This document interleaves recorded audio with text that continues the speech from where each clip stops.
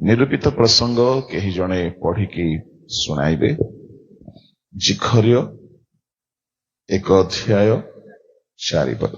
तुम्भे माने आपणा मानकर पूर्व पुरुष गुणर तुल्य हुओ नाही, जो मानकु डाकी पूर्व कालर भविष्यत वक्ता माने उच्च स्वर रे कहिले, सैन्याधिपति सदाप्रभु एही कथा कहती, तुम्भे माने आपणा आपणा कुपथरु ओ आपणा आपणा कुक्रियारु एबे फेर, मात्र से माने सुनिले नाही, कियो बा आंभ प्रति कर्णपात कले नाही। यह सदाप्रभु कहती। आमेन। परमेश्वर एही शास्त्रांशरे कहती, आंभ मानंकु फेरिबा पाई। आउ से एक उपमा देउछंती कि तुम्भ मानंक पितृपुरुष माने आपणा आपणा कुपथरु फेरिले नाही। प्रिय ईश्वरंक लोक माने आम पितृपुरुष बोली कहिले पुरातन नियमर ईश्वरंक दासगण अटंती,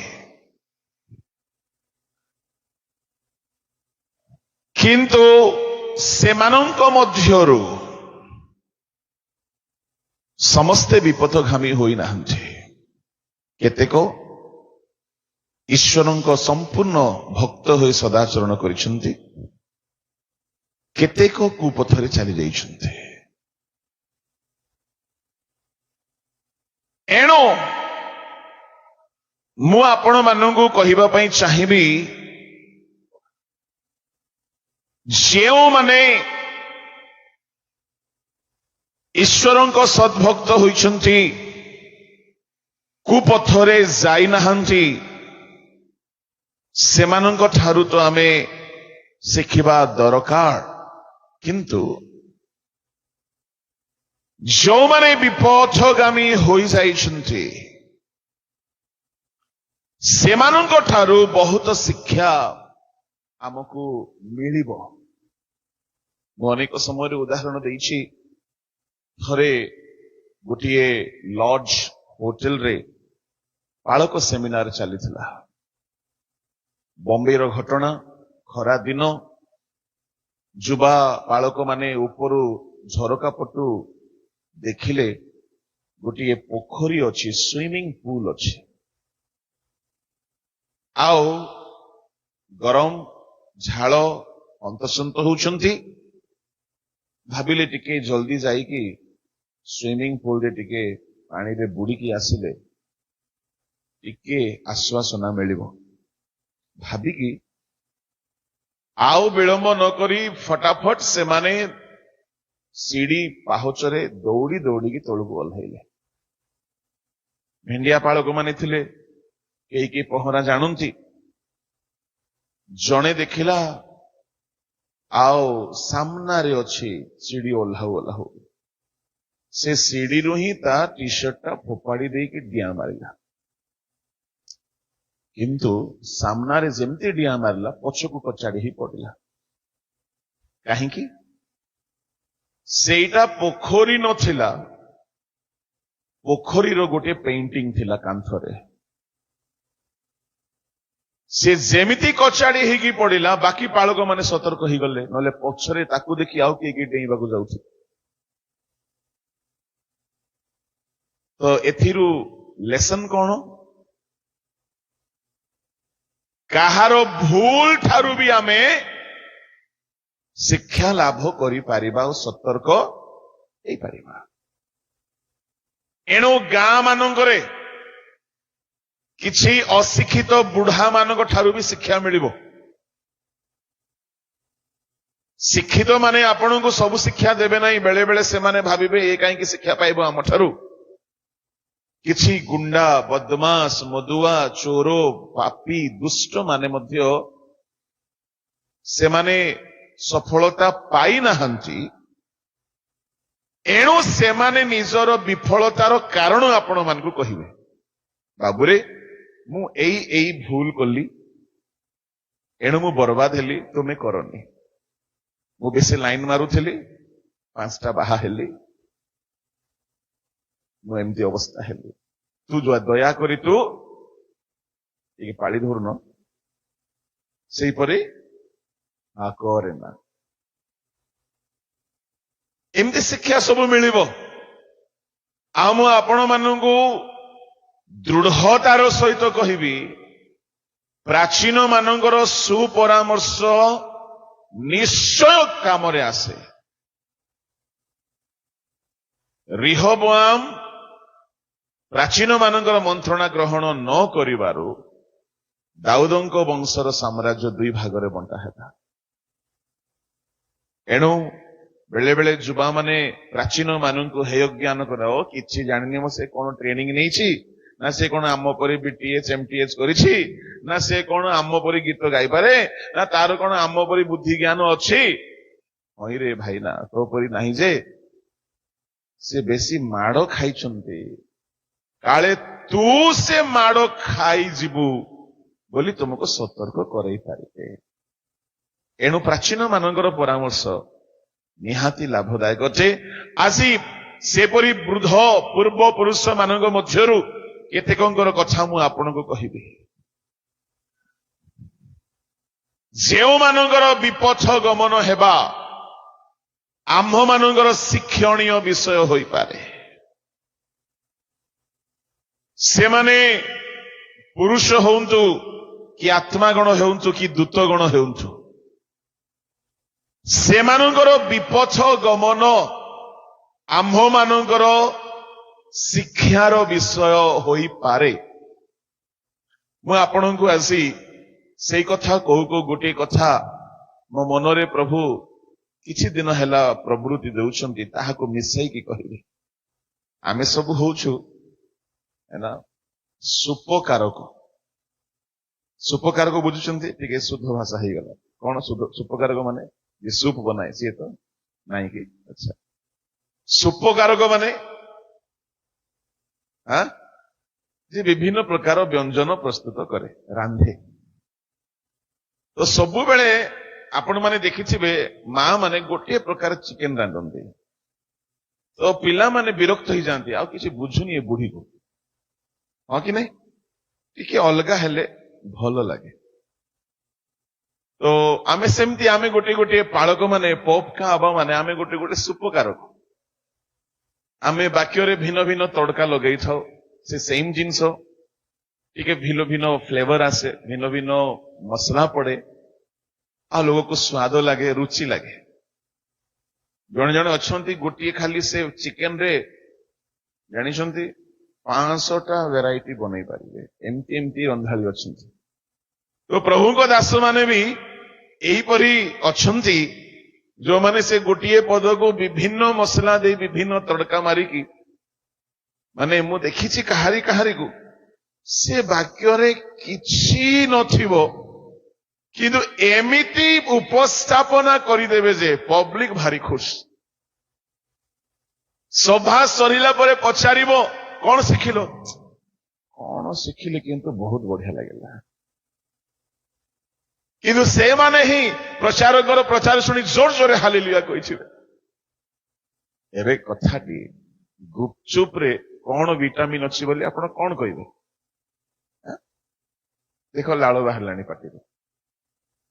କିନ୍ତୁ ଖାଇବା ସମୟରେ ଆହା ଗଲା। ତ ସେମିତି ବେଳେ ବେଳେ ଈଶ୍ୱରଙ୍କ ବାକ୍ୟ ଆମକୁ ଆମୋଦ ପ୍ରମୋଦ ଜନ୍ମାଏ, ଯଦି ଆମେ ଠିକରେ ତାକୁ ରଖିପାରିବା। ମୁଁ ବି ଶିଖୁଛି, ଏଯାଏ ପୁରା ଶିଖିଛି ବୋଲି ମୁଁ ବିଲକୁଲ ବି ଭାବୁ ନାହିଁ। ଆପଣ ମାନେ କେହି ଭାବୁଥିବେ ଏମିତି ଆଙ୍କେ କହୁଛନ୍ତି ବୋଲି, ନାଇଁ ମୁଁ ସତ କହୁଛି, ମୁଁ ବି ଶିଖୁଛି। ଏଭ୍ରି ଟାଇମ ସବୁବେଳେ ମୁଁ ଟିକେ ଇମ୍ପ୍ରୁଭ କରିବା ପାଇଁ ଚେଷ୍ଟା କରୁଛି। ଆଉ ଆପଣ ମାନଙ୍କୁ ମୋର କିଛି ଭୁଲ ଦେଖାଗଲେ ମତେ କହିବେ, ଆମେ କନ୍ଧମାଳ ଲୋକ ନା। ପ୍ରେଜ ଦ ଲର୍ଡ, ହାଲେଲୁୟା, ବୋलो यीशु प्रभु की, हालेलुया, प्रेज द लॉर्ड। ଆସନ୍ତୁ ପ୍ରସଙ୍ଗ ଆଡକୁ ଯିବା। 10 ମିନିଟ ଏମିତି ଖାଇଗଲି ଆପଣମାନଙ୍କର। ମୁଁ ଆପଣମାନଙ୍କୁ 5 ଗୋଟି ବିଷୟ କହିବି,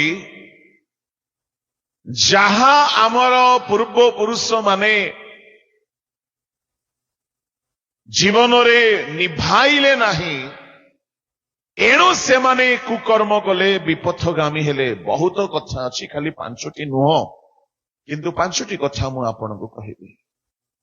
ଆଉ ତାହା ଅତି ପ୍ରୟୋଜନୀୟ ଆବଶ୍ୟକୀୟ ବିଷୟ ଅଟେ। ପ୍ରଭୁଙ୍କ ଲୋକମାନେ, ପ୍ରଥମ ବିଷୟ ହେଲା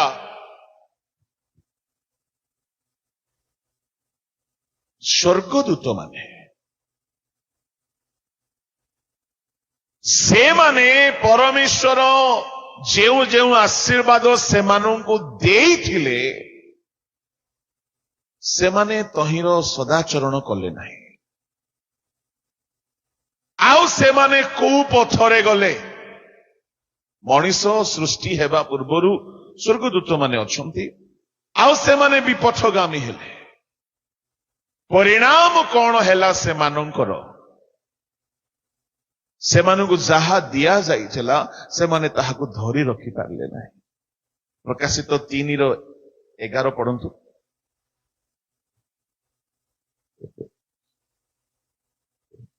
ଆମେ ଶୀଘ୍ର ଆସୁଅଛୁ, ତୁମର ମୁକୁଟକୁ ଯେପରି କେହି ହରଣ କରି ନ ନିଏ, ଏଥି ନିମନ୍ତେ ତୁମର ଯାହା ଅଛି ତାହା ଦୃଢ ରୂପେ ଧରି ରଖ। ଲେଖା ଅଛି, ତୁମର ମୁକୁଟ ଯେପରି କେହି ହରଣ କରି ନ ନିଏ, ଏଥି ନିମନ୍ତେ ତୁମର ଯାହା ଅଛି ତାହାକୁ ଦୃଢ ରୂପେ ଧରି ରଖ। ଶୁଣନ୍ତୁ, ଧୀରେ ଧରିବା, ଦୃଢ ରୂପେ ଧରିବା ଆମେ ଭଲ ଭାବରେ ଜାଣୁ। ଆମେ ଯଦି କିଛି ଅତି ମୂଲ୍ୟବାନ ବିଷୟକୁ ଧରିଥାଉ ତ ଅତି ଦୃଢ ଭାବରେ ଧରିଥାଉ, ଆଉ ସାଧାରଣ ଜିନିଷକୁ ଆମେ ହାଲକାରେ ଧରିଥାଉ। ପରମେଶ୍ୱର କହୁଛନ୍ତି, ତୁମର ଯାହା ଅଛି ତାହାକୁ ଦୃଢ ରୂପେ ଧରି ରଖ। ଆମ ପୂର୍ବପୁରୁଷ ମାନେ ଧରି ରଖିଲେ ନାହିଁ, ସ୍ୱର୍ଗଦୂତ ମାନେ ଧରି ରଖିଲେ ନାହିଁ, ଆଉ ସେମାନେ ବିନଷ୍ଟ ହେଲେ। କିଏ କଣ ଧରି ରଖି ପାରିଲା ନାହିଁ? ଶୁଣନ୍ତୁ, ଆପଣମାନେ କଣ ଧରି ରଖିବେ, କେମିତି ଧରି ରଖିବେ, ଏଇ କଥାକୁ ମୁଁ ଦୃଷ୍ଟିପାତ କରିବା ପାଇଁ ପ୍ରାର୍ଥନା କରୁଅଛି। ଲୁସିଫରକୁ ଆସନ ମିଳିଥିଲା।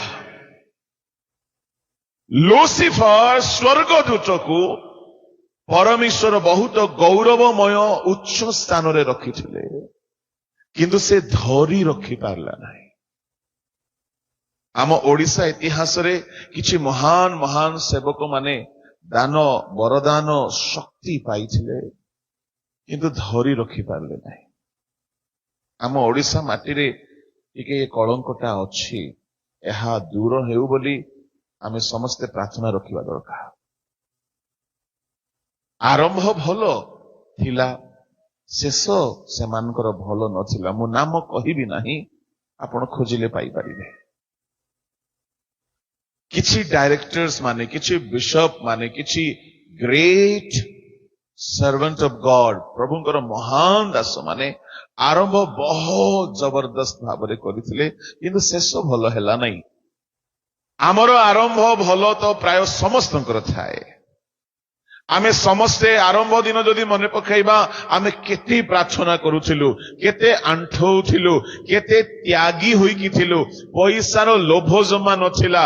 ଖାଇବା, ପିଇବା, ପିନ୍ଧିବା ମିଳୁ ନ ମିଳୁ ପ୍ରଭୁଙ୍କ ପଛରେ ଦିବା ରାତ୍ର ଆମମାନେ ଆସକ୍ତ ହୋଇକି ଥିଲୁ। ଆଉ କାଳକ୍ରମେ ସେ ବିଷୟ ସବୁ ଏବେ ଥଣ୍ଡା ପଡିଯାଇଛି। ମୁଁ କହିବା ପାଇଁ ଚାହେଁ, ପରମେଶ୍ୱର ତାଙ୍କ ଲୋକମାନଙ୍କୁ କିଛି କିଛି ଧର୍ମଶାସ୍ତ୍ରରେ ସେ ଦେଇଛନ୍ତି, ଆଉ ସେମାନଙ୍କ ମଧ୍ୟରୁ ଅନେକ ଧରି ରଖିପାରିଲେ ନାହିଁ। ପ୍ରଭୁଙ୍କ ଲୋକମାନେ କଣ କଲେ ଆମେ ଧରି ରଖିବା? ଲୁସିଫର, କିରୁବ, ଏମାନେ ଧରି ରଖିପାରିଲେ ନାହିଁ। ପରମେଶ୍ୱର ଆସନ ଦେଇଥିଲେ 14 ଅଧ୍ୟାୟ ପଢନ୍ତୁ ତାହାର 12, 13, 14 ପଦ। ଏଠାରେ ସାଧୁମାନଙ୍କର କୋଉଟା ପଢୁଛ? ନାଇଁ ମା, ମୁଁ ଭାବିଲି ତୁମେ ଜାଣିଥିବ ବୋଲି। ଲୁସିଫର ର କଥା କୋଉଠି ଲେଖା ଅଛି? ଜିସାୟ, ଲୁକ, ଜିସାୟ, ଆଚ୍ଛା ଆଇଜାୟ, ହଁ ଜିସାୟ ପଢ। ହେ ଲୁସିଫର, ପ୍ରତ୍ୟୁଷର ପୁତ୍ର, ତୁମେ କିପରି ସ୍ୱର୍ଗରୁ ପତିତ ହେଲ? ଗୋଷ୍ଠୀଗଣକୁ ତୁମେ ଯିଏ ନତ କରିଥିଲ, ତୁମେ କିପରି ଭୂମିରେ ନିକ୍ଷିପ୍ତ ହେଲ? ପୁଣି ତୁମେ ମନେ ମନେ କହିଥିଲ, ଆମେ ସ୍ୱର୍ଗାରୋହଣ କରିବା, ଆମେ ପରମେଶ୍ୱରଙ୍କ ନକ୍ଷତ୍ର ଗଣର ଊର୍ଦ୍ଧ୍ୱରେ ଆପଣା ସିଂହାସନର ଉଚ୍ଚୀକୃତ କରିବା, ଆମେ ଉତ୍ତର ଦିଗର ପ୍ରାନ୍ତର ସ୍ଥିତ ସମାଗମ ପର୍ବତରେ ଉପବିଷ୍ଟ ହେବା, ଆମେ ମେଘମାଳାର ଉଚ୍ଚ ସ୍ଥଳୀର ଊର୍ଦ୍ଧ୍ୱକୁ ଆରୋହଣ କରିବା, ଆମେ ସର୍ବପରିଷ୍ଣଙ୍କ ତୁଲ୍ୟ ହେବା। ତଳକୁ ମାତ୍ର ତୁମେ ପାତାଳକୁ, ଗର୍ତ୍ତର ପ୍ରାନ୍ତ ସୀମାକୁ ଅବରୋହିତ ହେବ। ଯେଉଁମାନେ ତୁମକୁ ଦେଖନ୍ତି ସେମାନେ ସୂକ୍ଷ୍ମ ରୂପେ ନିରୀକ୍ଷଣ କରି ତୁମ ବିଷୟରେ ବିବେଚନା କରି କହିବେ, ବସ୍ ରହିଯାଆନ୍ତୁ। କାହିଁକି ଲୁସିଫର ପାଇଥିବା ଆସନ ଅଧିକାର ଧରି ରଖିପାରିଲା ନାହିଁ? ଜାଣିଛନ୍ତି କାରଣଟି କଣ? ମନରେ ଗର୍ବ। କାହାରି କାହାରି ଗର୍ବ ଧନରେ ଥାଏ, କାହାରି କାହାରି ଗର୍ବ ଜ୍ଞାନରେ ଥାଏ, କାହାରି କାହାରି ଗର୍ବ ମନରେ ଥାଏ, ବାହାରେ ଦେଖାଯାଏ ନାହିଁ। ମନ ଭିତର ଗର୍ବ ବଡ ଭୟଙ୍କର ଗର୍ବ। ବାହାରେ ନମ୍ର ପରି ଦେଖାଯାଉଥିବେ, ବାହାରେ ଆତ୍ମିକ ପରି ଦେଖାଯାଉଥିବେ, ମନେ ମନେ ଅନ୍ୟକୁ ହେୟ ଜ୍ଞାନ କରିବେ, ମନେ ମନେ ଅନ୍ୟକୁ ତୁଚ୍ଛ ଜ୍ଞାନ କରିବେ। ଲୁସିଫର ଧରି ରଖିପାରିଲା ନାହିଁ ମନର ଗର୍ବ ହେତୁ। ବଲଶେସ୍ତର ରାଜା ସାମ୍ରାଜ୍ୟ ଧରି ରଖିପାରିଲେ ନାହିଁ, ଯେହେତୁ ତାଙ୍କ ବାପା ନବୁକଦନେସ୍ସର ଗୋଟିଏ ମହାନ ସମ୍ରାଟ ଥିଲେ। ପରମେଶ୍ୱର ତାଙ୍କୁ ଦେଇଥିଲେ ବିଶ୍ୱର ସବୁ ଦେଶ, ସେ ଧରି ରଖିପାରିଲେ ନାହିଁ। ଦାନିଏଲ ପୁସ୍ତକ ଯଦି ଆପଣ କାଢିବେ ପଢିବେ, ତାହାର 5 ଅଧ୍ୟାୟରେ ତାଙ୍କର ଗର୍ବ ହେତୁରୁ ପରମେଶ୍ୱର ତାଙ୍କ ରାଜ୍ୟ ଅନ୍ୟକୁ ଦେଇଦେଲେ, ଯେହେତୁ ସେ ଆପଣାକୁ ନମ୍ର କଲେ ନାହିଁ, ସେ ଆପଣାକୁ ଦିନହୀନ କଲେ ନାହିଁ। ପଢନ୍ତୁ 5 ଅଧ୍ୟାୟ ତାହାର 22 ପଦ। ଆଉ ହେ ବେଲଶସ୍ତର, ତାଙ୍କର ପୁତ୍ର ଯେ ଆପଣ ଏସବୁ ଜାଣିଲେ ହେ ଆପଣ ଅନ୍ତଃକରଣର ନମ୍ର କରିନାହାନ୍ତି। ଏଣୁ 28 ପଦରେ ଦଣ୍ଡ ଡିକ୍ଲେୟାର ହେଲା, ତୁମର ସାମ୍ରାଜ୍ୟ ମାଦି ଓ ପାରସିକ ମାନଙ୍କୁ ଦିଆଯାଇଛି। ଶୁଣନ୍ତୁ, ଆମେ ଜାଣୁ ସେ ବ୍ୟକ୍ତି, ଧ୍ୟାନ ଦେବେ ମୋ ଆଡେ, ଯେଉଁ ରାତିରେ ଏ ଘଟଣା ଘଟିଲା, ସେ ରାତିରେ ସେ ଈଶ୍ୱରଙ୍କ ସାକ୍ଷାତରେ ଆପଣାକୁ ନମ୍ର କଲା ନାହିଁ। ଏମିତି ଲେଖା ଅଛି ତ? ଏମିତି ପଢିଲୁ ତ, ନମ୍ର କଲା ନାହିଁ ବୋଲି? ଠିକ ଅଛି ଆଜ୍ଞା। ସେ କଣ କଲା ଯେ ଈଶ୍ୱର କହୁଛନ୍ତି ଆପଣାକୁ ନମ୍ର କଲା ନାହିଁ?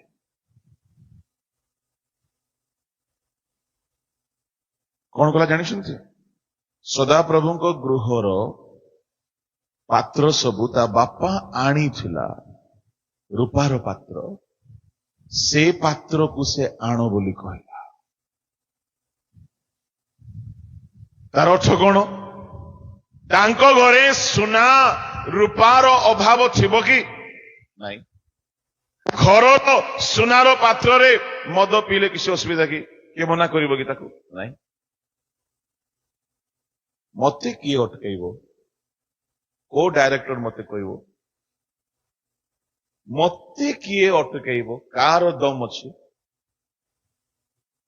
ତାର ଅର୍ଥ, ମୁଁ ଯାହା ବି କରିପାରିବି, ମତେ କେହି ଅଟକେଇବା ଲୋକ ନାହାନ୍ତି। କିଏ ଅଛନ୍ତି? ମୋ ବାପା ଯେଉଁ ସୁନାର ପାତ୍ର ଆଣିଥିଲେ ତାକୁ ଆଣ, ରୂପାର ପାତ୍ର ଆଣିଥିଲେ ଆଣ, ସେଇଠି ମଦ ଦିଅ, ସେଇଠି ଦ୍ରାକ୍ଷା ରସ ଦିଅ। ସେ ପରମେଶ୍ୱରଙ୍କୁ ତୁଚ୍ଛ ଜ୍ଞାନ କଲା। ମନେ ରଖିବେ, ଏଇଟା ତାର ପାପ ଥିଲା। ସେ ମଦ ପିଇବାଟା ସେଇ ପାପ ହେତୁରୁ ଦଣ୍ଡ ପାଇ ନାହିଁ, ସେ ତ ସବୁବେଳେ ମଦ ପିଉଥିଲା। ସେ ପରମେଶ୍ୱରଙ୍କୁ ପରମେଶ୍ୱର ବୋଲିକି ମାନ ସମ୍ମାନ ଦେଲା ନାହିଁ, ପରମେଶ୍ୱରଙ୍କୁ ଭୟ କଲା ନାହିଁ, ପରମେଶ୍ୱରଙ୍କର ପାତ୍ରକୁ ଅଶୁଚି କଲା। ଏହା ଗର୍ବ। ଆମେ ପ୍ରଭୁଙ୍କ ସେବା କାର୍ଯ୍ୟରେ ଯଦି ପ୍ରଭୁଙ୍କୁ ଟିକେ ଭୟ ନ କରିକି ମିନିଷ୍ଟ୍ରିରେ କିଛି ବଦମାସି କରୁ, କଣ ଭାବୁଛନ୍ତି? ଗର୍ବ ସେଇଟା।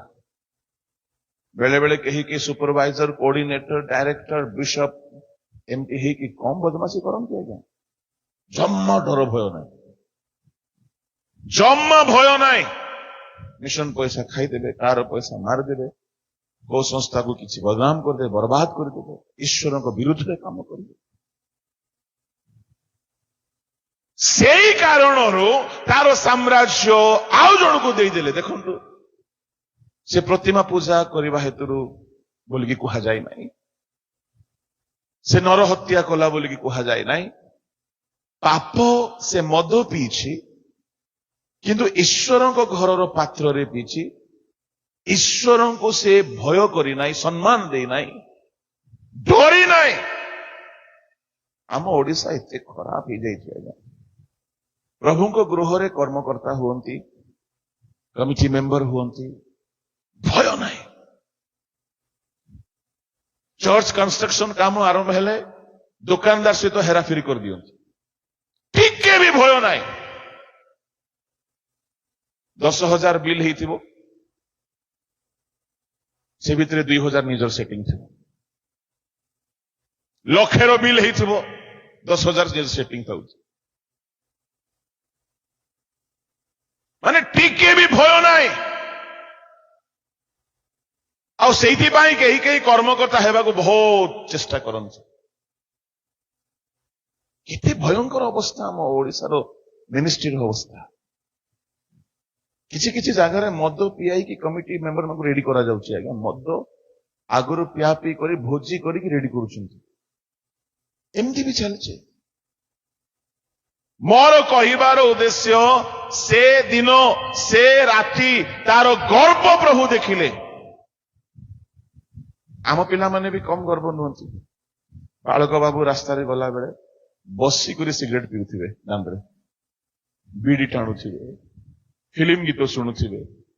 ଓହ, ପାଷ୍ଟର ଆସିଲା ଯେ ଆମେ ବନ୍ଦ କରିଦେବୁ କି? କମ ନୁହନ୍ତି। ଈଶ୍ୱରଙ୍କୁ ଯଥା ସମ୍ମାନ ନ ଦେବା ଗୋଟେ ଗର୍ବ ଆଜ୍ଞା।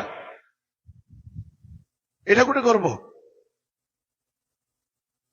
ଗିର୍ଜାରେ ବସିକରି ଠିକରେ ନ ବସିବା, କଣ ଭାବୁଛନ୍ତି? ଗର୍ବ ସେଇଟା। ପ୍ରଭୁଙ୍କୁ ସମ୍ମାନ ନ ଦେବା, ପ୍ରଭୁଙ୍କୁ ଭକ୍ତି ନ କରିବା, ପ୍ରଭୁଙ୍କୁ ଗୌରବ ନ ଦେବା ଗର୍ବ ଅଟେ। ଆଉ ବଲଶେସ୍ଚର ରାଜାର ସାମ୍ରାଜ୍ୟ ପରମେଶ୍ୱର ସେ ଗର୍ବ ହେତୁରୁ, ସେ ରାତିରେ ତାର ଆଚରଣର ଗର୍ବ ହେତୁରୁ ଅଲଗା ଲୋକକୁ ଦେଇଦେଲେ। ସେ ବ୍ୟଭିଚାର କଲା ହେତୁରୁ ଦେଇନାହାନ୍ତି, ସେ ଚୋରି କଲା ବୋଲିକି ଦେଇନାହାନ୍ତି, ତାର ସାମ୍ରାଜ୍ୟକୁ ସେ ଧରି ରଖି ପାରିଲା ନାହିଁ ଗର୍ବ ହେତୁରୁ। ଏଣୁ ମୁଁ କହିବା ପାଇଁ ଚାହେଁ, ଆମର ଆଚରଣରେ ନମ୍ରତା ଦରକାର, ମନରେ ନମ୍ରତା ଦରକାର। ଲୁସିଫରକୁ ପ୍ରଭୁ ତାର ମନର ଗର୍ବ ହେତୁରୁ ତାଠାରୁ ଛଡେଇ ନେଲେ, ଫୋପାଡି ଦେଲେ ତାକୁ। ତାମାନେ ପ୍ରଭୁ କିଛି କିଛି ଦିଅନ୍ତି, ସେ ସବୁକୁ ଧରି ରଖିବା ପାଇଁ ହେଲେ ଯେତେ ନମ୍ର ହେବା ସେତେ ଭଲରେ ଧରି ରଖିବ। ଆମେ ଦେଖୁନାହୁଁ କି ଫାରୁସି ସବୁ ପାଇଥିଲା, ଆଜ୍ଞାବହ ହୋଇଥିଲା, ଧାର୍ମିକ ହୋଇଥିଲା, ବାକ୍ୟ ପାଳନକାରୀ ହୋଇଥିଲା, ଦଶମାଂଶ ଦାନଦାତା ହୋଇଥିଲା, ସବୁ ଥିଲା। ସବୁ ସେ ଏଚିଭ୍ କରିଥିଲା, ହାସଲ କରିଥିଲା, ପାଇଥିଲା। ଗର୍ବର କଥା କହିଦେବାରୁ ଅଗ୍ରାହ୍ୟ ହେଇଗଲା। ତାମାନେ ଆମର କଥାରେ ଗର୍ବ ନ ବାହାରୁ, ଆମ ମନରେ ଗର୍ବ ନ ଦେଖାଯାଉ, ଆମ ଆଚରଣରେ ଗର୍ବ ନ ଦେଖାଯାଉ। ଆଉ ଜାଣିଛନ୍ତି ଗୋଟିଏ ଭୟଙ୍କର କଥା, ନମ୍ରତା ପ୍ରାର୍ଥନା କଲେ ଆସେ ନାହିଁ। ପ୍ରଭୁ ମତେ ନମ୍ର କରିଦିଅ ପ୍ରଭୁ ବୋଲି ଗର୍ବ ହଉଥିବେ, ନାଇଁ। ନମ୍ରତା ଶିଖିବାକୁ ପଡେ।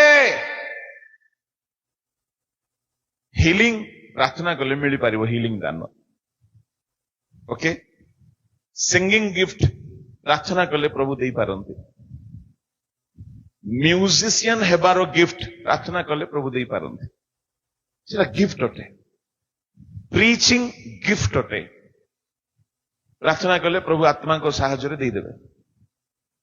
ସମସ୍ତଙ୍କୁ ନାହିଁ, ସମସ୍ତେ ପ୍ରାର୍ଥନା କଲେ କଣ ଦେବେ କି? ସେମିତି ନାହିଁ।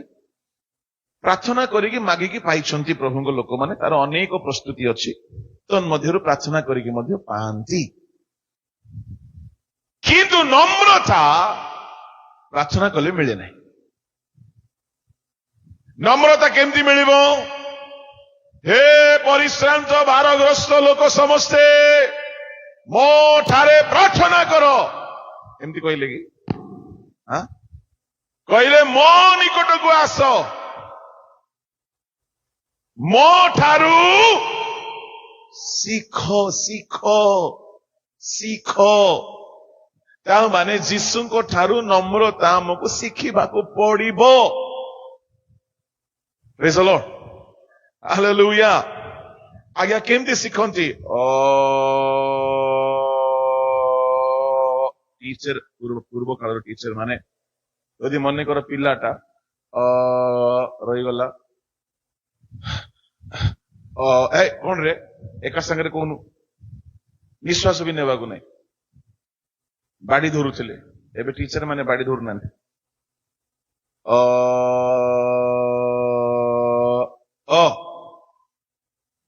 ଟିଚର ଏମିତି ଶିଖାନ୍ତି। କୁ ଆକାର ଦେଲେ ଆ, ଏ ଆ ତା ମୁଣ୍ଡରେ କିଏ ପଶାନ୍ତି ନାହିଁ। ଟିଚରକୁ ଦେଖେ ଆଉ ଶିଖେ। ଯୀଶୁ କହିଲେ ନମ୍ରତା ମୋ ଠାରୁ ଶିଖ। ଆଜ୍ଞା ଯୀଶୁଙ୍କୁ ଭଲରେ ଷ୍ଟଡି କରୁ, ଆମେ ଭଲରେ ଯଦି ଦେଖିବା, ସତରେ ସେ ବହୁତ ନମ୍ର ଥିଲେ। କଣ ନମ୍ରତା ଆଜ୍ଞା? ତାଙ୍କ ନମ୍ରତାକୁ ଯେତେ ବର୍ଣ୍ଣନା କଲେ ସେତେ କମ ହେଇଯିବ। ଦୁନିଆର, ସ୍ୱର୍ଗର, ପୃଥିବୀର ସବୁଠାରୁ ବଡ ଅର୍ଗାନାଇଜେସନ ଯଦି କାହାର ଥିଲା, ବଡ ମିଶନ କାହାର ଥିଲା, ଯୀଶୁଙ୍କର ଥିଲା। ସେତେ ବଡ ମିନିଷ୍ଟ୍ରି କରିବା ପାଇଁ ଆସିଲେ ଗୁହାଳ ଘରେ। ପ୍ରେଜ୍ ଦ ଲର୍ଡ। ଆମେ କାଲିର ଲୋକ ହେଇ ଏଡେ ବଡ ପଣିଆ ଯାକ ଯେ ବାପା ବାପା ବାପା।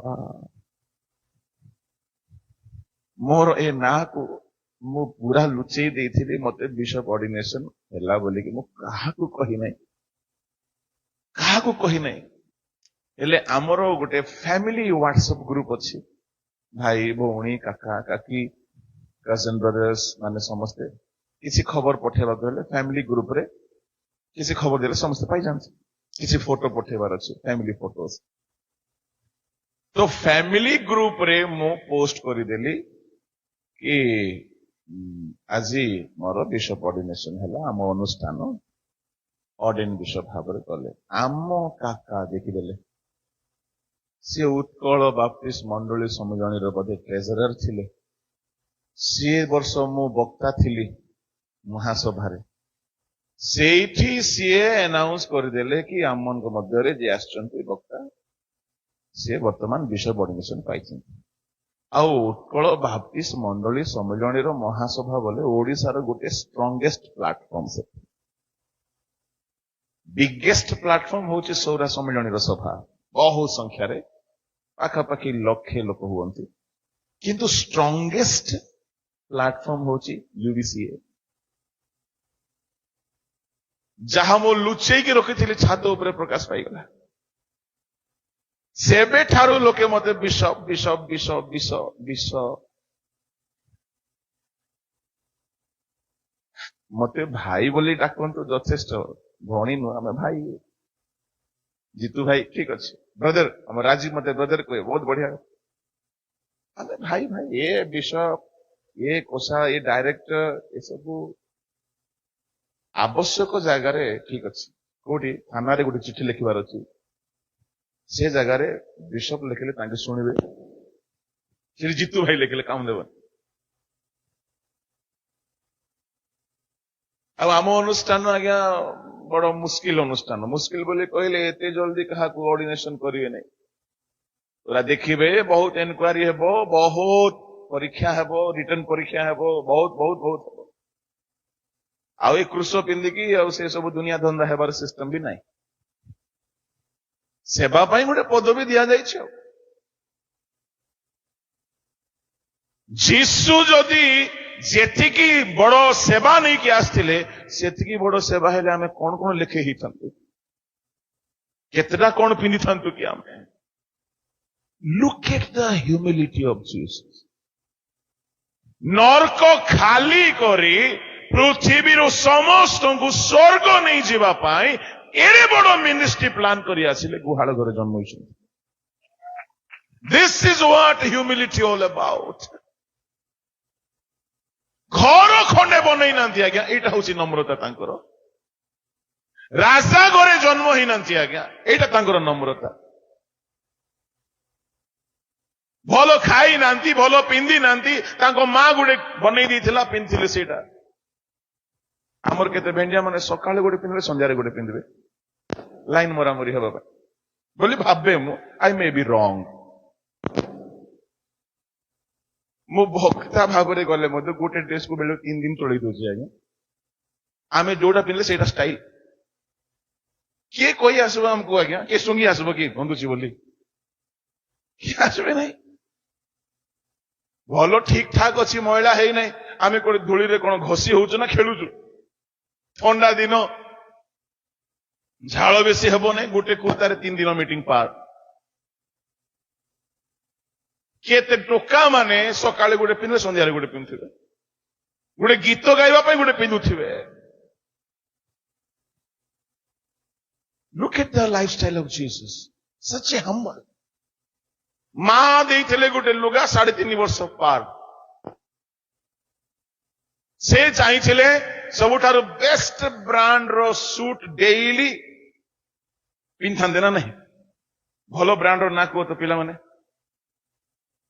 ହଁ ଶୁଭୁ ନାହିଁ। ପିଟର ଇଂଲଣ୍ଡ ନା, ଆଚ୍ଛା ନାଇଁ, ମୁଁ ଶୁଣି ନାହିଁ, ସେଟା ବେଶୀ ଭଲ ହେଇଥିବ ବୋଧେ। हाँ कैल्विन क्लेन, हाँ हाँ देखो ताମାନେ ସବୁ ପିନ୍ଧୁଛନ୍ତି। ଆଉ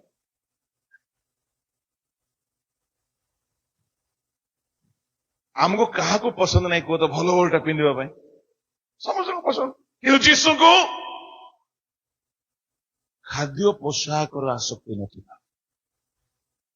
ଆଉ ଜାଣିଛନ୍ତି, ଏସବୁର ବହୁତ ଶୌକିନ ହେବା ବି ଗୋଟେ ଗର୍ବଟ। ଆପଣ ଏଟା ବୁଝିବା ପାଇଁ ସମୟ ଲାଗିପାରେ।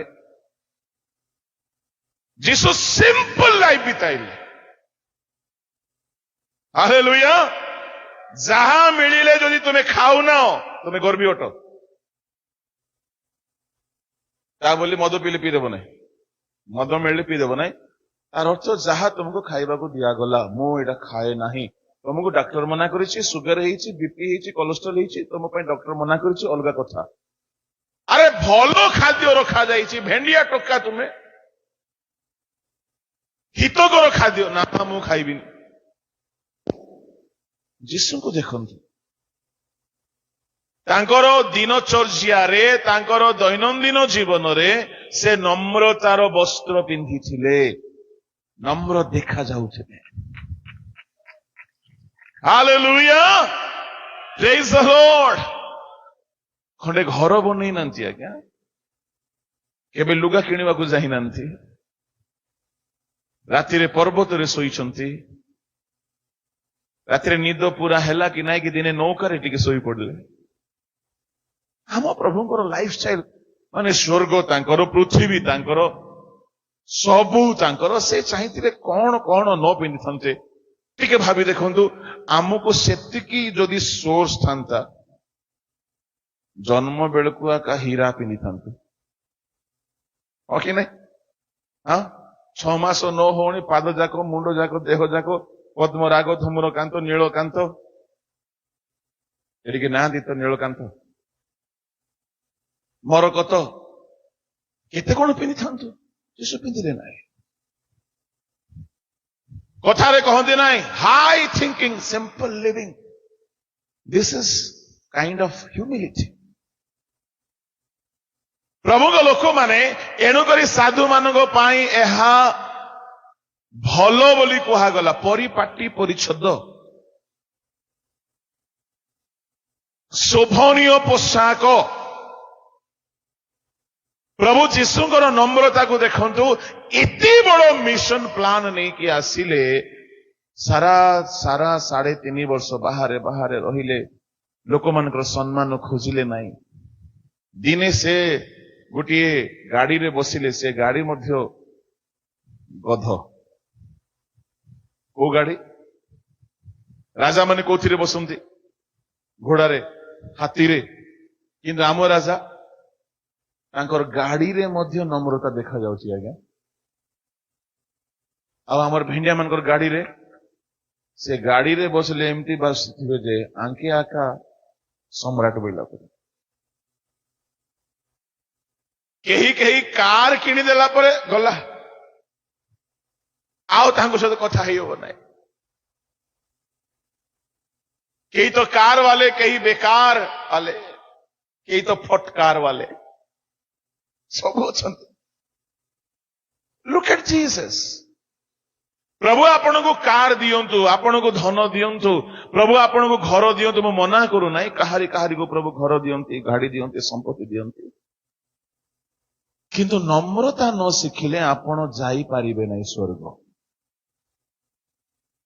ଏଣୁ ନବୁକଦନେଶ୍ଵର ସାମ୍ରାଜ୍ୟ, ନବୁକଦନେଶ୍ଵର ଆରମ୍ଭ କଲେ, କିନ୍ତୁ ବଲଶେଶ୍ୱର ହରାଇ ଦେଲେ, ଧରି ରଖିପାରିଲେ ନାହିଁ।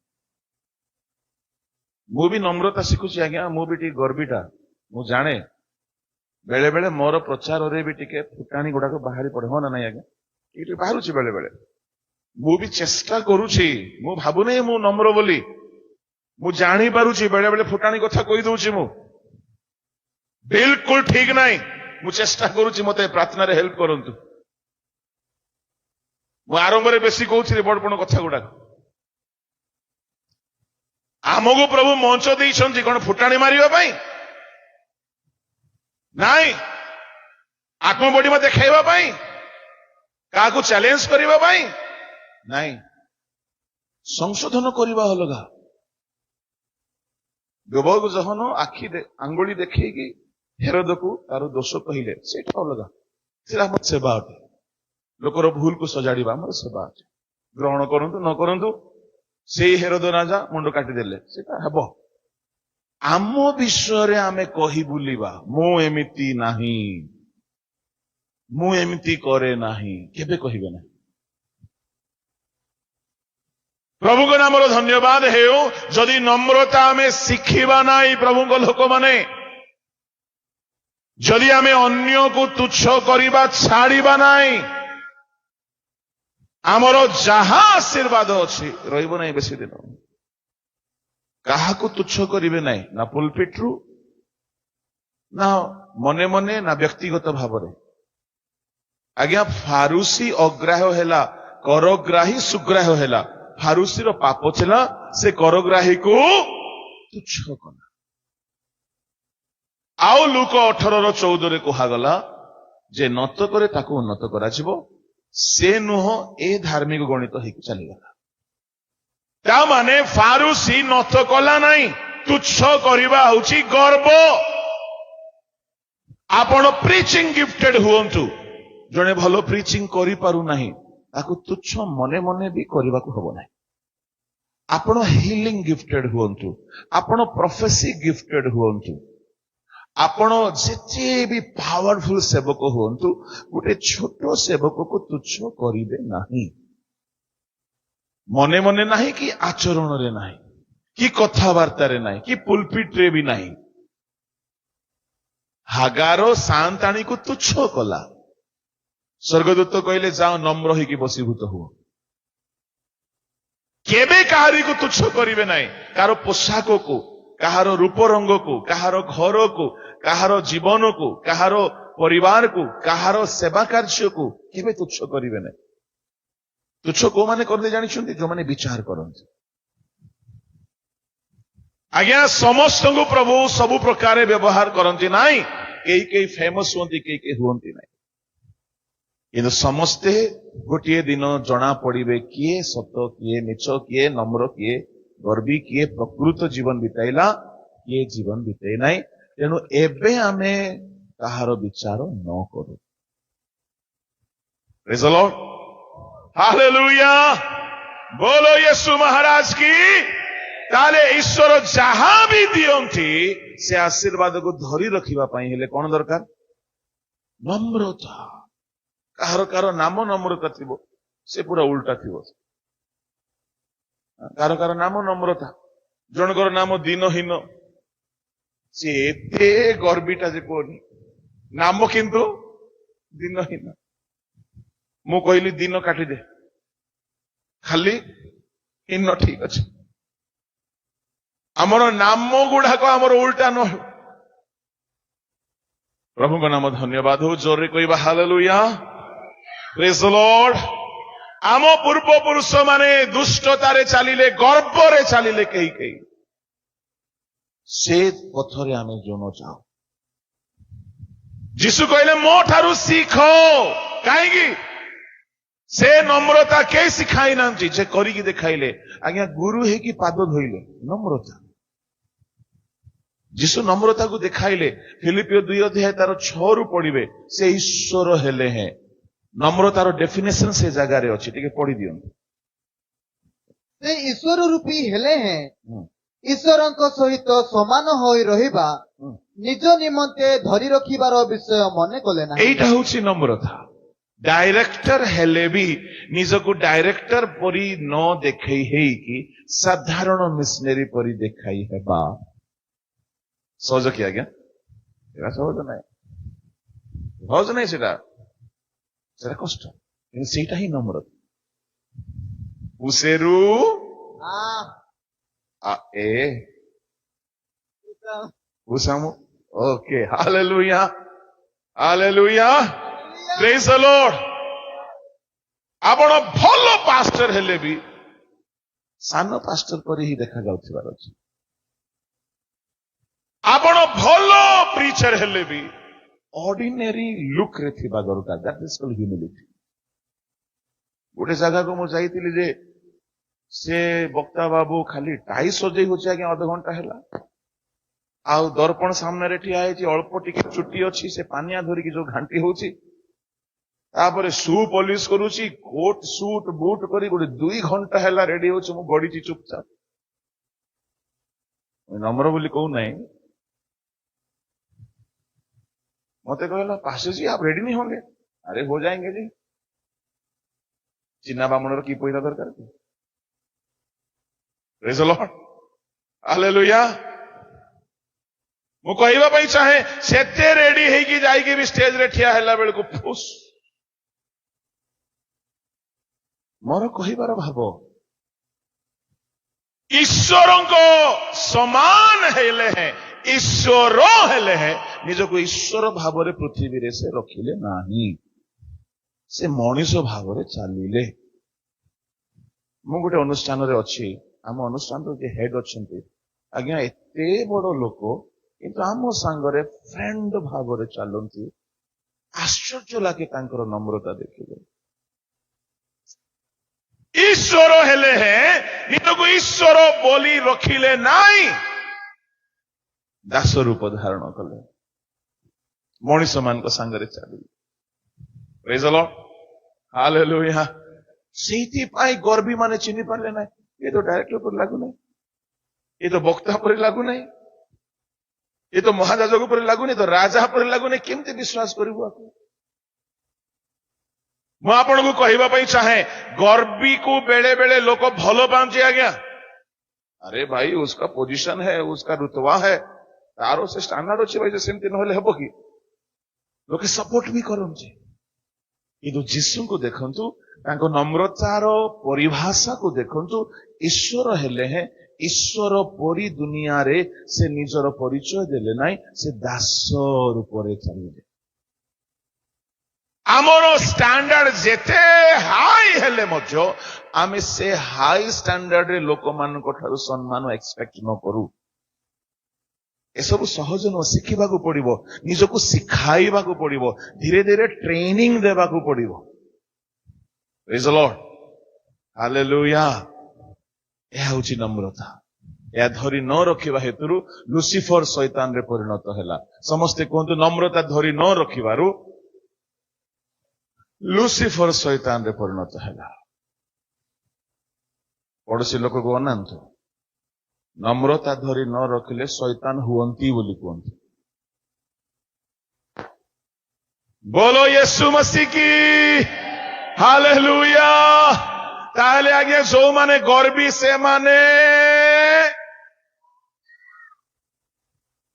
ନିଜ ବିଷୟରେ କହୁନ ତ ଏ ପ୍ରଭୁ ଦୟାକର ଆମକୁ ନମ୍ର ହେବାକୁ ସାହାଯ୍ୟ କର ଆଉ କୋଉଟା ହଉ କି ନ ହେଉ କିନ୍ତୁ ଜାଣିଛନ୍ତି ଏ ନମ୍ରତା ପ୍ରଭୁ ଶିଖ ବୋଲି କହିଲେ ଆପଣ ଯଦି ପ୍ରେୟର କରିବେ ଠିକ ଅଛି ମୁଁ ନମ୍ରତା ଶିଖେଇଦେବି ଯେ ନମ୍ରତା ପ୍ରାକ୍ଟିକାଲି ଶିଖାଯାଏ ଥିଓରି ପଢାଯାଏ ନାହିଁ ବେଶୀ ହେଲେ ଇସ୍ରାଏଲୀୟ ମାନଙ୍କୁ ନମ୍ରତା କେମିତି ଶିଖାଗଲା କାର ମନେ ଅଛି ମୁଁ କହିଥିଲି ଇସ୍ରାଏଲୀୟ ମାନଙ୍କୁ ନମ୍ରତା ଶିଖାଇବା ପାଇଁ ବୋଲିକି ପ୍ରଭୁ ସାପକୁ ପଠେଇଲେ ପଢନ୍ତୁ 8:15 8:2 ପଢ ତାପରେ 15 ପଢ କୋଉ ପୁସ୍ତକ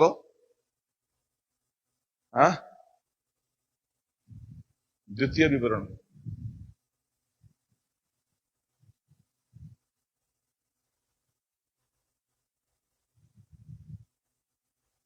ଆଜ୍ଞା 8:2-15 ପୁଣି ତୁମ୍ଭେ ତାହାଙ୍କ ଆଜ୍ଞା ପାଳନ କରିବ କି ନାହିଁ ଏ ବିଷୟରେ ତୁମର ପରୀକ୍ଷା ନେବା ପାଇଁ ଓ ତୁମର ମାନସ ଜାଣିବା ପାଇଁ ଓ ତୁମକୁ ନମ୍ର କରିବା ପାଇଁ ସଦାପ୍ରଭୁ ତୁମ ପରମେଶ୍ୱର ଏହି 40 ବର୍ଷ ପ୍ରାନ୍ତର ମଧ୍ୟରେ ତୁମକୁ ସେ ସକଳ ପଥରେ ଗମନା କରାଇଅଛନ୍ତି ନମ୍ର କରିବା ଈଶ୍ୱରଙ୍କର ଗୋଟିଏ ଏଜେଣ୍ଡା ଥିଲା ଏ 6 ଲକ୍ଷ ପୁରୁଷ ଅନେକ ଲକ୍ଷ ସ୍ତ୍ରୀ ପିଲା ଛୁଆ ଏମାନଙ୍କୁ ନମ୍ର କରିବା ପାଇଁ ପ୍ରଭୁ ଗୋଟିଏ ପ୍ରୋଜେକ୍ଟ ବନାଇଲେ କେତେ ବର୍ଷର ପ୍ରୋଜେକ୍ଟ ପ୍ଲାନ 40 ବର୍ଷର କଣ ଭାବୁଛନ୍ତି ଆଜ୍ଞା ଆମ ପ୍ରଭୁ ବି ମିଶନ ପ୍ଲାନ ବନାନ୍ତି ପ୍ରୋଜେକ୍ଟ ପ୍ଲାନ 40 ବର୍ଷର ପ୍ରୋଜେକ୍ଟ ପ୍ଲାନ ଟାର୍ଗେଟ କଣ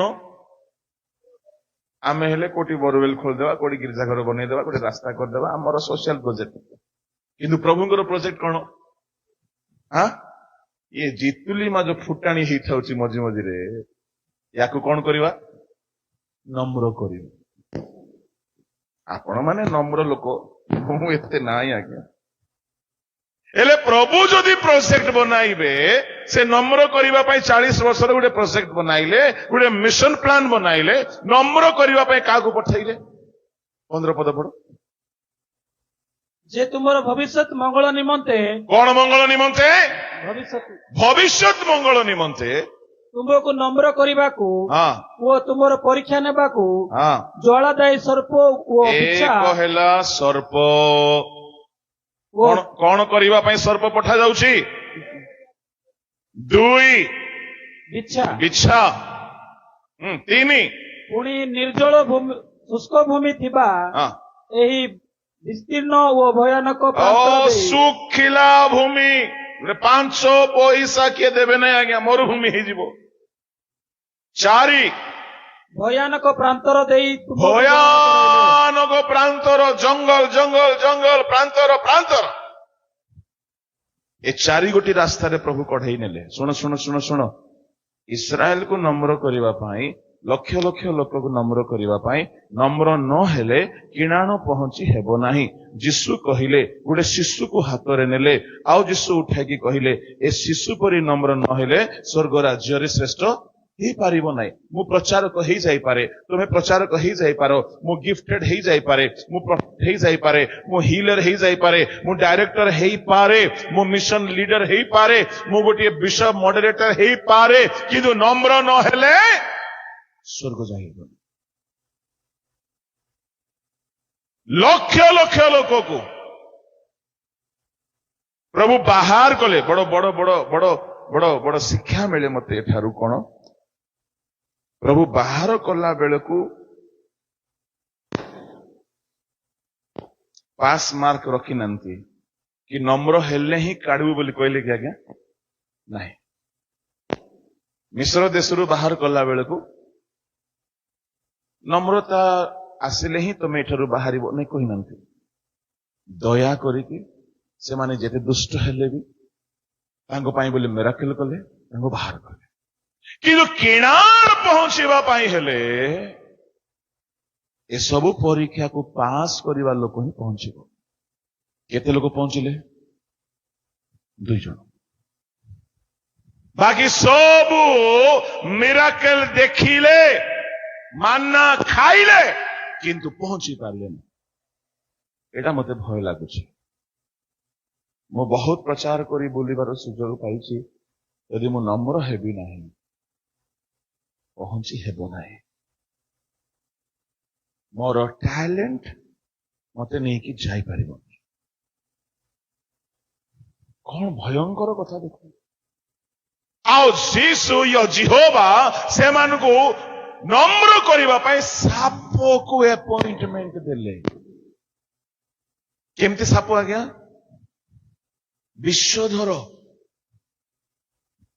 ବିଶ୍ୱଧର ସର୍ପ। ଶୁଣ, ତାମାନେ ନମ୍ରତା ପ୍ରାକ୍ଟିକାଲ ଟ୍ରେନିଂ ରୁ ଆସେ। ସାପ, ବିଛା, 2 ଗୋଟି ପ୍ରାଣୀ, 2 ଗୋଟି ପରିବେଶ। ନମ୍ରତା ଆଣିବା ପାଇଁ ପ୍ରଭୁ 4 ଗୋଟି ବିଷୟକୁ ରଖିଲେ ପ୍ରୋଜେକ୍ଟରେ। 2ଟା ଜୀବିତ ପ୍ରାଣୀ, ସାପ, ବିଛା, 2ଟି ପରିବେଶ, ମରୁଭୂମି, ପ୍ରାନ୍ତର। ମରୁଭୂମି ଜଙ୍ଗଲ। ମରୁଭୂମି କଣ? ଅଭାବ, କିଛି ମିଳିବ ନାହିଁ, ଦରମା ମିଳିବ ନାହିଁ, ଦାନ ମିଳିବ ନାହିଁ, ଖାଇବାକୁ ମିଳିବ ନାହିଁ, ପିନ୍ଧିବାକୁ ମିଳିବ ନାହିଁ। ଆଜ୍ଞା ସତ କହୁଛି, ସବୁ ମିଳିଲେ ଗର୍ବ ବଢିଯାଏ। ସବୁ ମିଳିଲେ ଏଇଟା ମୁଁ ଖାଇବିନି, ବେଶୀ ଫୁଟାଣି ହବ। କିଛି ନ ମିଳିବା ଲୋକକୁ ଅଲଣା ଶାଗ ହେଇଥିଲେ ବି ତାକୁ ସ୍ୱାଦ ଲାଗେ। ମରୁଭୂମି ନମ୍ରତା ଶିଖାଏ, ଅଭାବ ନମ୍ରତା ଶିଖାଏ, ଜୀବନରେ ଦୁଃଖ କଷ୍ଟ, ଜଙ୍ଗଲ ପ୍ରାନ୍ତର ନମ୍ରତା ଶିଖାଏ। ଆଉ ଶୁଣ, ସାପ ବିଛା ବି ନମ୍ରତା ଶିଖାନ୍ତି। କୋଉ ସାପ? ଆମର ଏ ସାପ ନୁହନ୍ତି, 2 ଗୋଡିଆ ସାପ। ଆପଣଙ୍କ ଘରେ କେହି କେହି ସାପ ପରି ଥାନ୍ତି ଆଜ୍ଞା। ଆପଣ ଟିକେ ଟେମ୍ପର ହେଲା ବେଳକୁ, ଆପଣ ଚର୍ଚ୍ଚରେ ପ୍ରଚାର କରିକି, ବାକ୍ୟ କହିକି, ଗୀତ ଗାଇକି, ଖୁସି ଖୁସି ଟିକେ ପ୍ରଶଂସା ଫୁଲ ବି ଯେମିତି ଓଜାଡ଼ିଲେ ଆପଣ, ସେ ଫୁଲ ଭିତରକୁ ନେଲେ ବଡ ବିପଦ। ଝାଡିଦେବାର ଅଛି। ମତେ ଏତେ ସମ୍ମାନ ମିଳୁଛି ବୋଲି ଭାବିଲେ ସରିଲା ପାଇଟ। ଏ ସବୁ ଫୁଲ ପ୍ରଭୁକୁ ଦେଇଦେବାର ଅଛି। ପ୍ରଭୁ ତୁମେ ସମ୍ମାନ ପାଅ। ପ୍ରେଜ୍ ଦ ଲର୍ଡ। ଗୋଟେ ଜାଗାରେ ଏତେ ଫୁଲମାଳା ଦେଲା ଯେ ମୁହଁ ଦୁଶୁନି। ଏସବୁ ଆମେ ପ୍ରଭୁଙ୍କୁ ଟ୍ରାନ୍ସଫର କରିବା ଶିଖିବାର ଅଛି। ଆମକୁ ସମ୍ମାନ ଲୋକ ଦେବେ, ଆମେ ସେଟା ଭିତରକୁ ନେବାର ନାହିଁ। ନାଇଁ ନାଇଁ ନାଇଁ, ସମ୍ମାନ କେବଳ ଜଣେ ପାଇବେ, ଆଉ ସେ ପ୍ରଭୁ। ହାଲେଲୁୟା। ଯୋଉଦିନ ଆପଣ ସମ୍ମାନ ନିଜ ଭିତରକୁ ନେବେ, ଆପଣ ଭିତରେ ଗର୍ବ ପଶିଗଲା, ନମ୍ବର 1। ଆଉ ଗୋଟେ ଦିନ ସମ୍ମାନ ନ ମିଳିବ, ତୁମର ମୁହଁ ଅମାବାସ୍ୟା ଚନ୍ଦ୍ର ପରି ହେବ। ମତେ ଡାକିଥିଲେ, ଦେଖିଲେ ସିନା, ମତେ ଟିକେ ପଚାରିଲେ ନାହିଁ। ଛି, ଏମାନଙ୍କର ସଭାକୁ କିଏ ଯିବ? ଦେଖ, ଏଇଟା ହଉଛି ଗର୍ବ। ବେଳେ ବେଳେ ଆଜ୍ଞା ଲୋକମାନେ ଏମିତି ଆମକୁ ପୁରା ପ୍ରଶଂସା କରି କରି ଗର୍ବିତ କରେଇଦେବେ। ହେଲେ ସେମାନଙ୍କର କର୍ତ୍ତବ୍ୟ ତାଙ୍କେ କରନ୍ତୁ। ଆମ ଭିତରେ ଆଣ୍ଟିଭାଇରସ ଥିବାର ଅଛି, ସମ୍ମାନ ନ ନେବାର, ସମ୍ମାନ ନ ଖୋଜିବାର ଇଚ୍ଛା, ନିଜକୁ ଛୋଟ ବୋଲି ଭାବିବାର ଇଚ୍ଛା। ଅସୁବିଧା ନୁହେଁ। ବେଳେ ବେଳେ ସମ୍ମାନ ପାଇବେ ଆପଣ, ଖୁସି ଖୁସି ସଭା ସାରି ଗଲା ବେଳକୁ ଭିତରେ ଟିକେ ଲାଗୁଥିବ, ଦେଖିଲ ସେ 1000 ଲୋକ ଭିତରେ ଜଣକୁ ସମ୍ମାନ ମିଳିଲା। ମୁଁ ହେଲେ ପ୍ରଭୁ ଦେଖିଲେ, ଓହୋ ଟିକେ ଗର୍ବ ପଶିଲା କି, ସାପ ରଖିଛି ଘରେ ବୋଲି ରେଡି ହେଇଛି। ଆଜ୍ଞା ଘରେ 2 ଗୋଟିଆ ସାପ ଗୋଟେ ଅଛି। ଆପଣ ଖୁସିରେ ଯାଉ, ଏମିତି ଫେଣ ଗୋଟେ ମାରିବ ସେ ଘରର କିଏ କିଏ ମୁଁ କହୁନି। ପ୍ରେଜ୍ ଦ ଲର୍ଡ। କେମିତି କହିଦଉଛି, ସେ ଘରର କିଏ ବି ହେଇପାରେ। ପ୍ରେଜ୍ ଦ ଲର୍ଡ, ହାଲେଲୁୟା। ତାମାନେ ଏଇଠି ସାପ ଗୁଡାକ ଅଛନ୍ତି। ବୋଲୋ ୟେଶୁ ମହାରାଜ କି। ଶୁଣ, ଯଦି ସେପରି ତମକୁ ଦଂଶନ ମାରିଲା ପରି ଏମିତି ଫେଣ ମାରିବା ଲୋକ ଯଦି ଅଛନ୍ତି, ଆପଣ ଭାଗ୍ୟବାନ। କାହିଁକି ସିଏ ନଥିଲେ ତୁମେ ନମ୍ର ହେଇପାରିବ। ଆଜି ଯାଅ ଘରକୁ, ସେ ସାପକୁ ଟିକେ ନମସ୍କାର କର, ତାକୁ ଧନ୍ୟବାଦ ଦିଅ, ତାକୁ ଗୋଟେ ଭଲ ଗିଫ୍ଟ କଣ କିଣିକି ଦେବ, ଭଲ ଗିଫ୍ଟ କିଣିକି ଦିଅ। କିନ୍ତୁ କହିବ ନାହିଁ ଜିତୁଲି ମା କହିଲା ତୁଇ ପୁଣି ସାପ ବୋଲି କହିବ ନାହିଁ, ନହେଲେ ତାର ବିଷ ବଢିଯିବ।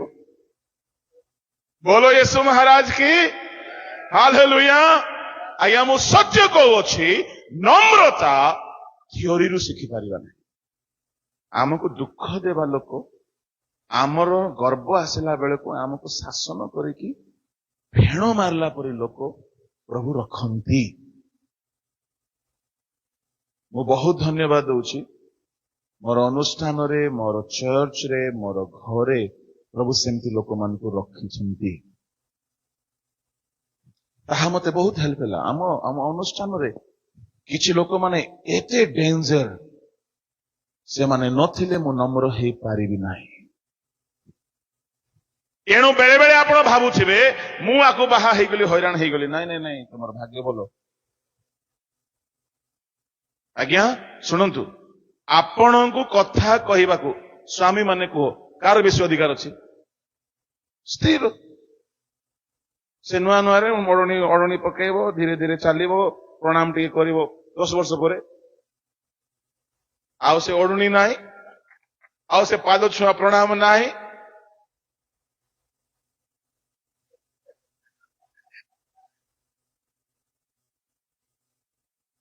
ହେଲେ ପ୍ରଭୁ ବି ଦେଖନ୍ତି ଯେ ୟାକୁ ସୁଧାରିବା ପାଇଁ କୋଉ ବକ୍ତା ମୁଁ ଆଣିବି କୋଉଠିରୁ? ଏ ତ ନିଜେ ଗୋଟେ ବକ୍ତା, ଆକୁ ଘରେ ହିଁ ରେଡି କରିବି, ଗୋଟେ ସାପ ବୋଲି ରେଡି କରନ୍ତି।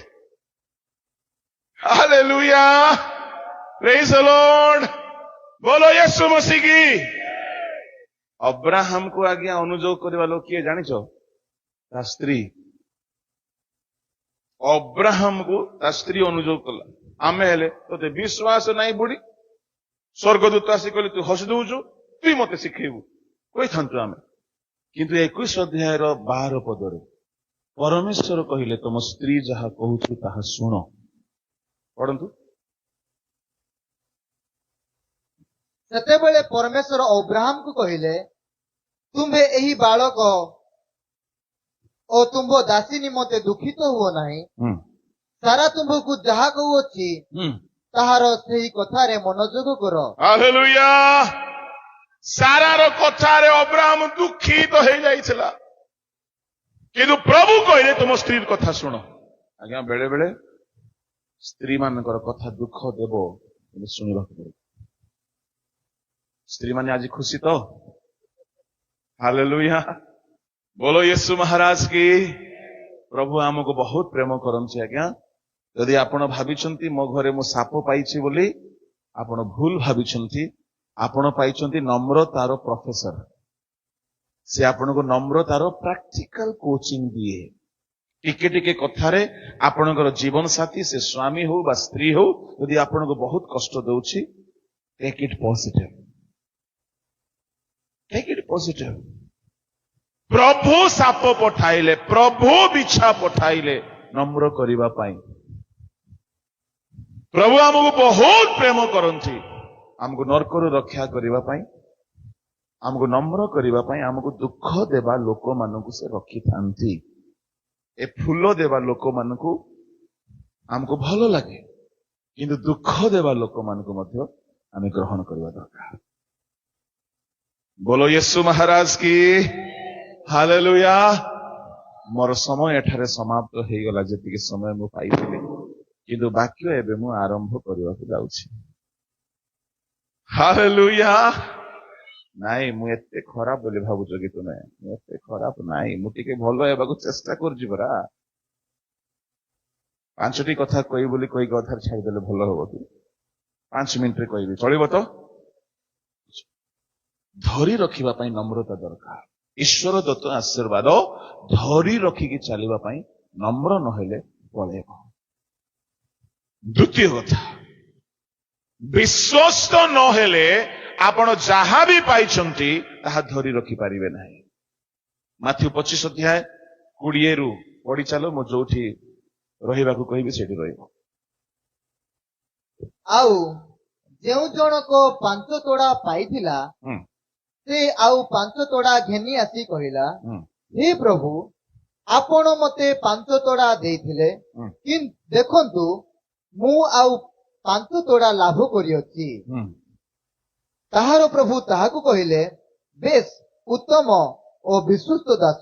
सुनो, 5 तोड़ा 2 तोड़ा आ गोटे 1 तोड़ा। जे 5 तोड़ा पाइथिला से परिश्रम करी आउ 5 तोड़ा लाभ कला। जे 2 तोड़ा पाइथिला परिश्रम करी आउ 2 तोड़ा लाभ कला। अच्छा, आमे जानू एटा, जे 1 तोड़ा पाइथिला से परिश्रम कला नहीं, माटी तले पोतिला, किछि पाइला नहीं। सुनो, जे 5 तोड़ा जे 2 तोड़ा पाइथिले एमानंकु गुरु आसी प्रभु आसी कोन बोली नाम देले? बेस उत्तम विश्वस्त दास। अच्छा, मोर आनंदर सहभागी हुओ, मु तुमको अधिकर नियुक्त करिबी। अच्छा, 1 तोड़ा पाइबा लोक कोन कहिले? यार जहा अछि एहा ठारो नै जाओ, आउ जार 5 तोड़ा अछि ताकू ए काहे की धरी रखी पाइला नाही। बाकी 2 जण विश्वस्त आउ ये अविश्वस्त। सुनो, भेंडिया माने कोई टीम रे गीत गाउछ, एठी तुमको विश्वस्त बोली आमे सर्टिफिकेट दे पारिबो नाही। काहे की ए बड़ प्लेटफॉर्म।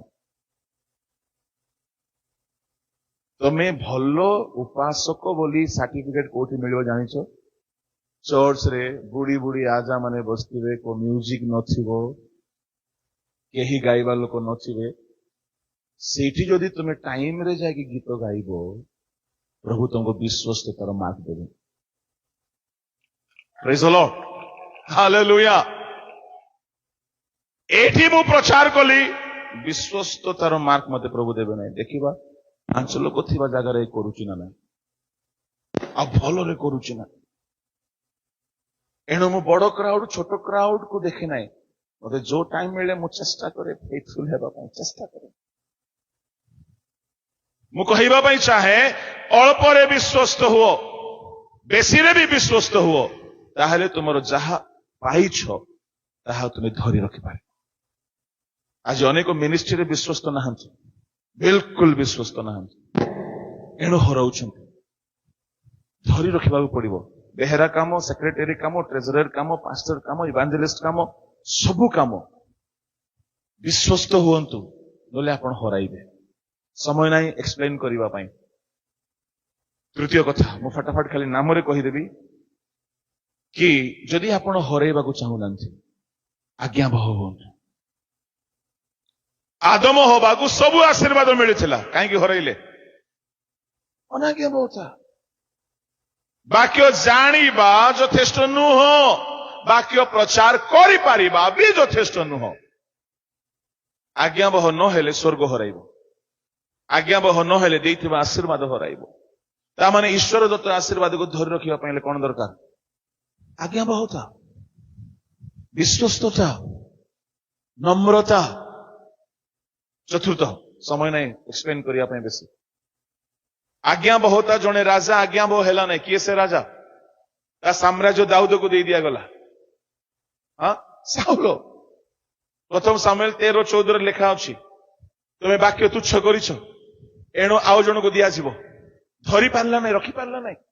ସେବା କାର୍ଯ୍ୟରେ ବାକ୍ୟ ଜାଣିବା ଯଥେଷ୍ଟ ନୁହଁ, ଆଜ୍ଞାବହ ହେବାକୁ ପଡିବ। ପ୍ରେଜ୍ ଦ ଲର୍ଡ। ଚତୁର୍ଥ,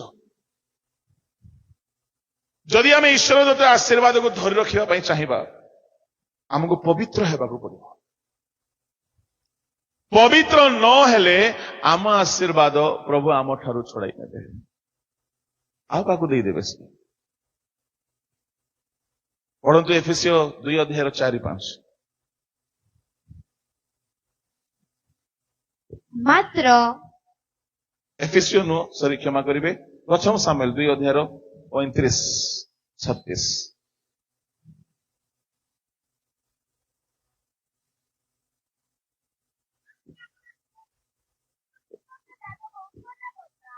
ସେ ଆମ୍ଭ ମନ ଓ ଆମ୍ଭ ହୃଦୟ ଅନୁସାରେ କର୍ମ କରିବ। ଏଲି ଯାଜକକୁ ପ୍ରଭୁ ଅଗ୍ରାହ୍ୟ କଲେ, କାହିଁକି? ପାପ। ତା ପୁଅ ମାନେ ପାପ କଲେ, ଟୋକି ଧନ୍ଦା କଲେ। ଶୁଣ ୟଙ୍ଗ ପିଲାମାନେ, ତମକୁ ବହୁତ ପ୍ରଲୋଭନ ଆସିବ।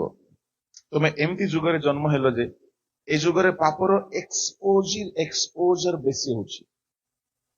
ପୂର୍ବ ଯୁଗରେ ଏମିତି ନଥିଲା। ପୂର୍ବ ଯୁଗରେ ଟିନ୍ ଏଜ୍ ପିଲାମାନେ ପାପ ଏତେ ଜାଣୁନଥିଲେ, କମେଣ୍ଟ ମାରିବା ଜାଣୁନଥିଲେ, ଲାଇନ ମାରିବା ଜାଣୁନଥିଲେ, ଟୋକି ଧନ୍ଦା କରିବା ଜାଣୁନଥିଲେ, ଏଇକି ଜାଣୁଥିଲେ।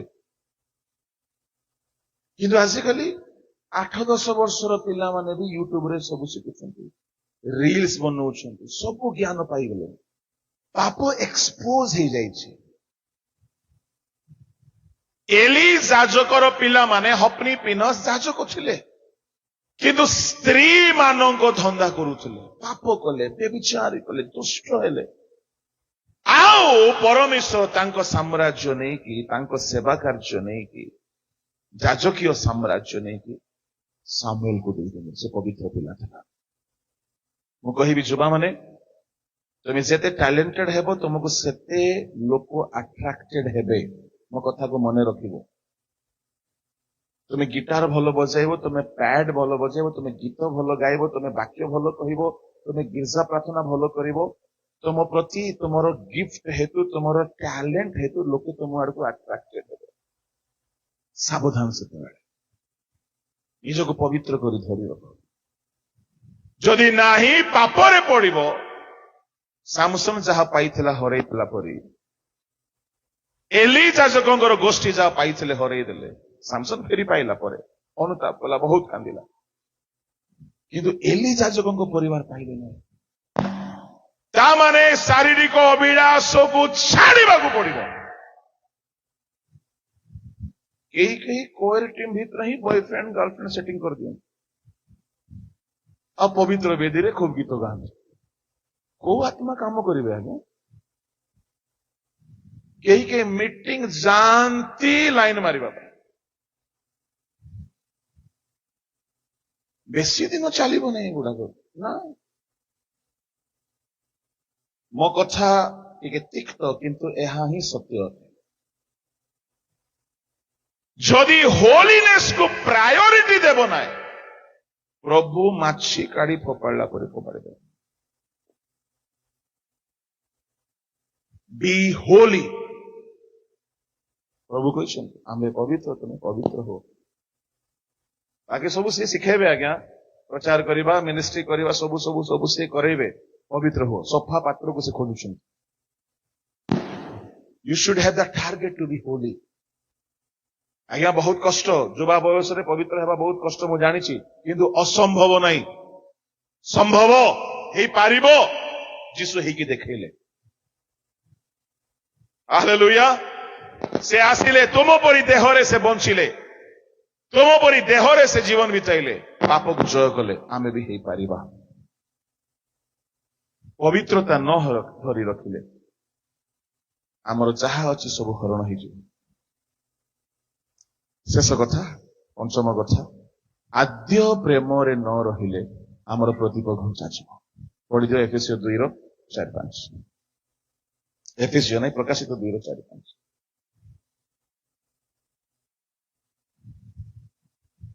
ତଥାପି ତୁମ୍ଭ ବିରୁଦ୍ଧରେ ଆମର ଏହି କଥା ଅଛି, ତୁମ୍ଭେ ଆପଣା ଆଦ୍ୟ ପ୍ରେମ ପରିତ୍ୟାଗ କରିଅଛ। ଏଣୁ କେଉଁଠାରୁ ତୁମ୍ଭର ପତନ ହୋଇଅଛି ତାହା ସ୍ମରଣ କରି ମନ ପରିବର୍ତ୍ତନ କର ଓ ଆଦ୍ୟ କର୍ମ ସବୁ କର। ନହିଲେ ଯେବେ ମନ ପରିବର୍ତ୍ତନ ନ କର, ତେବେ ଆମ୍ଭେ ତୁମ୍ଭ ନିକଟକୁ ଆସି ତୁମ୍ଭର ପ୍ରଦୀପ ସ୍ୱସ୍ଥାନରୁ ଘୁଞ୍ଚାଇ ଦେବୁ। ଆଦ୍ୟ ପ୍ରେମ ଛାଡ଼ିଅଛ, ଆଦ୍ୟ କର୍ମ କର, ପରିବର୍ତ୍ତନ ହୁଅ। ଏବେ ଏଠାରେ ଆମେ ସବୁ ପ୍ରତିମା ପୂଜକ, ଗୁଣୀ, ତନ୍ତ୍ର ମନ୍ତ୍ର ପୂଜା ଆରାଧନା କରିବା ଲୋକ ନାହୁଁ। ଆମେ ଖ୍ରୀଷ୍ଟିଆନ ଲୋକ ଅଛୁ, କିନ୍ତୁ ଆଦ୍ୟ ପ୍ରେମ ହରେଇ ଦେଇଥିବା ଲୋକ ବହୁତ ଥିବା। ଆମେ ପ୍ରଭୁ କହୁଛନ୍ତି ଆଦ୍ୟ କର୍ମ କର, ଆଦ୍ୟ ଉପବାସ କର୍ମ, ଆଦ୍ୟ ପ୍ରାର୍ଥନା କର୍ମ, ଆଦ୍ୟ ରାତ୍ରି ପ୍ରାର୍ଥନା, ଆଦ୍ୟରେ ଯେମିତି କରୁଥିଲ ସେ ସବୁ କର। ନହେଲେ ଆମେ ଆସିବୁ, ତମ ଦୀପ ତମ ଠାରୁ ନେଇକି ଅଲଗାକୁ ଦେଇଦେବୁ। ଶୁଣ, ଆମ ପିତୃପୁରୁଷ ମାନେ ଏପରି ଅଧର୍ମ ସବୁ କରୁଛନ୍ତି। ସେ ସାମସନ ହଉ, ସାଉଲ ହଉ, ସେ ଇସ୍କାରିୟ ଜିହୁଦା ହଉ, ଜିହୁଦା ଧରି ରଖି ପାରିଲା ନାହିଁ ସେବକ ପଦ। ଏମାନେ କୁକର୍ମ କଲେ, ବିପଥରେ ଗଲେ, ଆଉ ଏମାନେ ଆମମାନଙ୍କ ପାଇଁ ଶିକ୍ଷା ହେଇଛନ୍ତି। ମୁଁ ଆଜି ଏଠାରେ ସମାପ୍ତ କରୁଛି। ଯଦି ଆଜିର ଶିକ୍ଷାରେ ପ୍ରଭୁ କିଛି ଆମକୁ ଶିଖିବାକୁ ଦେଇଛନ୍ତି,